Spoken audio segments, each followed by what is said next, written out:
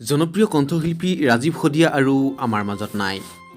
ভোগালীৰ আনন্দৰ মাজতে এই খবৰটোৱে সকলোকে মৰ্মাহত কৰি তুলিছে। দেশ আৰু জাতি মাটিৰ গোন্ধ থকা গীতেৰে জনপ্ৰিয় হোৱা বিপ্লৱী গায়ক তথা এজন স্বাভিমানী অসমীয়া ৰাজীৱ সদিয়াৰ আকস্মিক মৃত্যু হ'ল।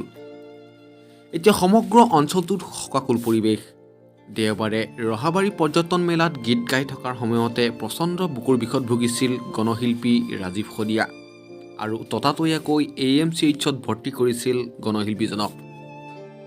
বন্ধু বান্ধৱীসকল, আৰু আজি AMCHত শেষ নিশ্বাস ত্যাগ কৰে গণশিল্পীজনে। হে জনতা শিল্পী, তোমাক অন্তিমবাৰ প্ৰণাম। অসমীয়াৰ মাজত তুমি সদায় জিলিকি থাকিবা ভোটাতৰা হৈ।